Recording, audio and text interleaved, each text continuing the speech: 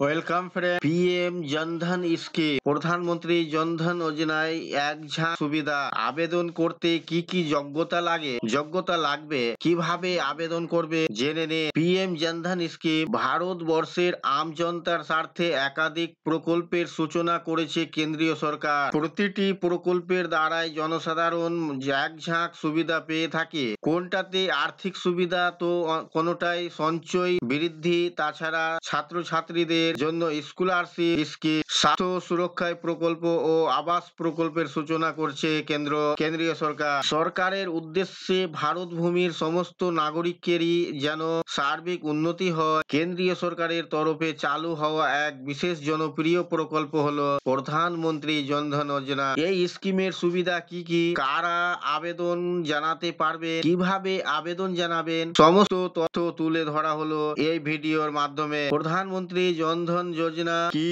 প্রধানমন্ত্রী নরেন্দ্র মোদী 2014 সালের 28 আগস্ট চালু করেছিলেন প্রধানমন্ত্রী জনধন যোজনা স্কিম।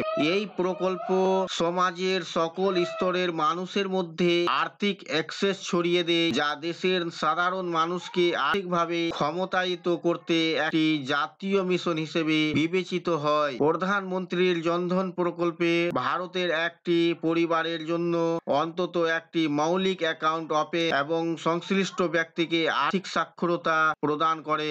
বর্তমানে এই প্রকল্পটি 10 বছরে কোটা পার করছে।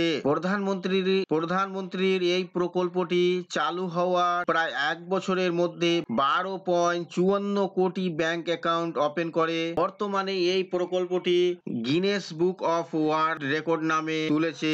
ভারতীয় জনসাধারণেরই যারা পিএমজেডিওয়াই স্কিমের আবেদন করবে তাদের সবাইকে এক ঝাঁক সুবিধা দেওয়া হবে। পিএমডিজেওয়াই বা জনধন যোজনার বিস্তৃত ছড়িয়েছে দেশের গ্রাম থেকে শহর সর্বত্রই। যে কোনো বাসিন্দা এই প্রকল্পের সুবিধা পেতে পারবেন। প্রধানমন্ত্রী জনধন যোজনায় নাম তোলা সকল সুবিধাভোগী তথা অ্যাকাউন্ট হোল্ডাররা একটি করে রূপে ডেবিট কার্ড পান। এই স্কিমের সবচেয়ে বড় সুবিধা হলো সুবিধাভোগী ন্যূনতম ব্যালেন্স ছাড়াই অ্যাকাউন্ট খুলতে পারে, অর্থাৎ জিরো ব্যালেন্স অ্যাকাউন্ট খোলা সম্ভব। জনধন যোজনা ইউএসএসডি সুবিধা প্রদান করে। এই সুবিধা ব্যবহার করে একজন ব্যক্তি মোবাইল ব্যাংকিং এর সঙ্গে কর ব্যাংকিং সিস্টেম প্রদান নিশ্চিত রূপে পেতে পারে। শুধু তাই নয়, স্কিমের সুবিধাভোগীকে দুর্ঘটনা 2 লক্ষ টাকা বীমা ও প্রদান করা হয়। উল্লিখিত সুবিধাগুলি ছাড়াও জনধন যোজনার যোগ্য সুবিধাভোগী 30,000 টাকার জীবন বীমা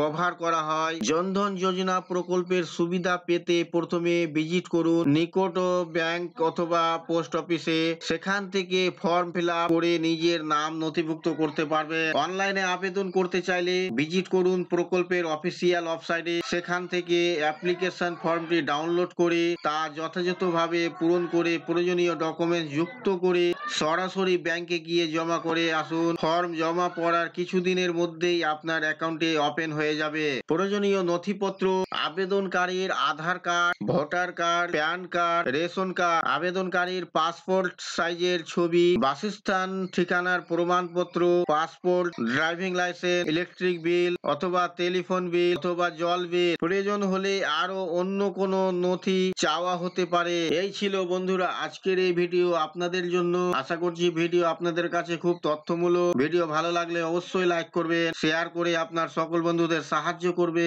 আর চ্যানেলটিতে নতুন হলে সাবস্ক্রাইব করে পাশে থাকা বেল আইকনে ক্লিক করবে। আবার দেখা হবে পরবর্তী ভিডিওতে।